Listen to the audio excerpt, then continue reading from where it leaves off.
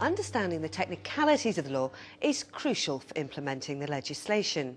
Section 119 of the CJIA 2008 is an offence of causing a nuisance or disturbance on NHS premises and refusing to leave when asked to do so. A person commits this offence only when they've satisfied all of the following criteria. A. The person causes, without reasonable excuse and while on NHS premises, a nuisance or disturbance to an NHS staff member who's working there or is otherwise there in connection with their work. And B. The person refuses without reasonable excuse to leave the NHS premises when asked to do so by a police constable or an NHS staff member. And C.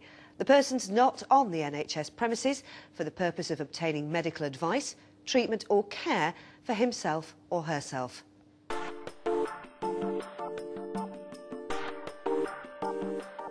Now I'm joined by Louise Croller. Now Louise, there's a lot of parts to this legislation, 3 specifically. Yeah. Talk me through what they are. Yeah, the legislation's been broken down into 3 parts. It all comes in, the offence of causing a nuisance or disturbance all comes in under section 119, but it's been broken down into 3 separate parts, which make it more manageable and easier to understand. But all 3 parts have to be complete for the offence to have been committed or for you to suspect that the offence is committed. So all 3 have to be complete, yeah. Right, yeah. so let's take a look at A first. Talk me through that. Part A is, it looks at the type of behaviour that they're displaying, it looks at where it's taking place, and it looks at who it's affecting, but also it does mention 3 things predominantly that have been given as reasonable excuses that someone might have for displaying this type of behaviour. What do you actually say there would be a reasonable excuse? Maybe hearing some bad news or...? Yeah, basically at the minute they've given 3 examples within the legislation, or they've identified 3 examples within the legislation that could be given as reasonable excuses and would constitute a reasonable excuse for this type of behaviour. The 3, yeah, one of them being that you've just received distressing news of a friend or relative. The other 2 that are mentioned, that you've got a mental health condition which is causing this behaviour, or a learning difficulty which again is causing this behaviour. So the mere existence of a mental health condition or learning difficulty doesn't in itself constitute a reasonable excuse, but if that mental health condition or learning difficulty is causing them to behave in that way, meaning the behaviour is out of their control, then it would constitute a reasonable excuse, and therefore we couldn't use the legislation to go any further. So if they believe that an offence has been committed, yeah, are they immediately removed from the premises? No, it doesn't work like that. If the offence is suspected, because as I say, all you can do is suspect at that time. So if the authorised officer does assess the situation and they do suspect that the offence is complete, and as we've already said, all 3 parts have to be complete, but if they do suspect that the offence is complete, then they make a decision. Would it be right to remove that person? They do have the authority to then authorise removal, remove the person themselves, or they could call the police in, but then they have to look at, are there any other considerations that I need to make? Would this person be left vulnerable if we did remove them from the premises? When we talk about premises, yeah, talk me through exactly what you mean. Okay, so this legislation is applicable on NHS premises, hospital premises where they've got security staff, they've got adequate numbers of staff and systems in place to deal with this type of behaviour. The legislation is not aimed at putting people in danger, so it has been it's being used on hospital premises, whereby obviously the assessment has been done to say that, yeah, we've got appropriate numbers of staff, we've got security, we've got CCTV, we've got things in place so that we can engage with this type of behaviour and act on it if need be.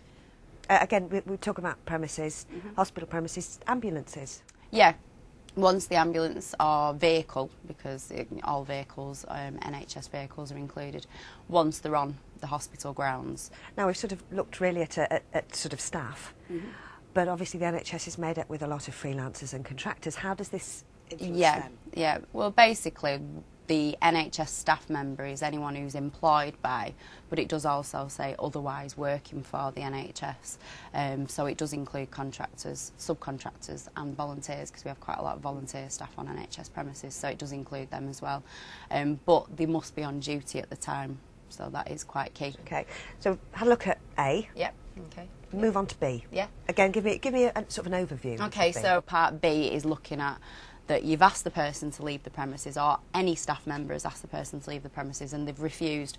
But again, it does mention reasonable excuses. So it says that there could be a reasonable excuse that someone could give for refusing to leave the premises. So give me an example of what you would think would be a reasonable excuse. reasonable excuses that have been identified within the legislation would be for refusing to leave the premises would be different from reasonable excuses for displaying this type of behaviour in the first place, which we've already mentioned. But what they have said is if you would be leaving behind a vulnerable person, i.e. you've come in with a child and by leaving them it would leave them vulnerable and alone, or a vulnerable person in general, or you're a carer for a patient in hospital, and again by leaving them you'd leave them alone and vulnerable. Again, in this situation, how do you go about ensuring that they understand these steps are moving forwards? Yeah, this is key, that for someone to refuse to leave the premises, they could refuse in a number of ways. It could be a verbal refusal, it could be more kind of a passive refusal where they just don't, they clearly understand you but they just don't do as you've asked. Or it could be kind of what we'd refer to as an active refusal, where they may leave because they've been asked to do so, but when they think you're not looking, they'll come back. So, again, it can be done in numerous ways, really. And finally, Section C. Yeah, Part C of the legislation, yep. Part C is a really important part whereby you're looking at what is the person on the premises for in the first place. Are they there for the purpose of obtaining medical advice, treatment or care? And this is essential that somebody who is there for the purpose of obtaining medical advice, treatment or care isn't removed from the premises. Again, safeguards in place so that we're not removing people who do require treatment.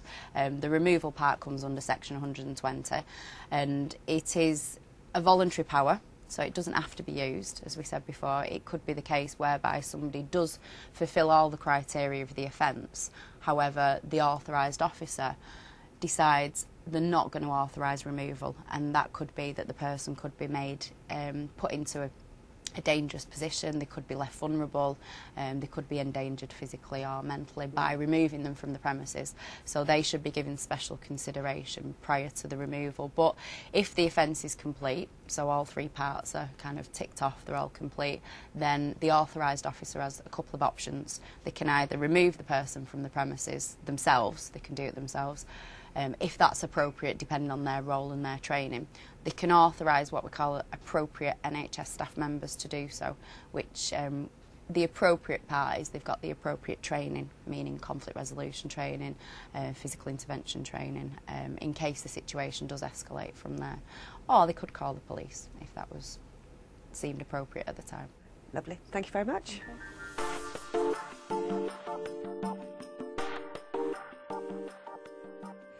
Now I'm here with Ian Henderson.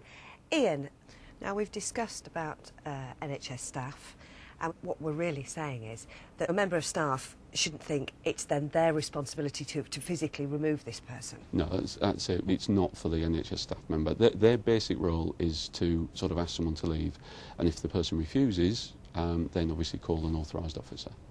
So we've looked at 119. Yes. And we've got the three parts. When does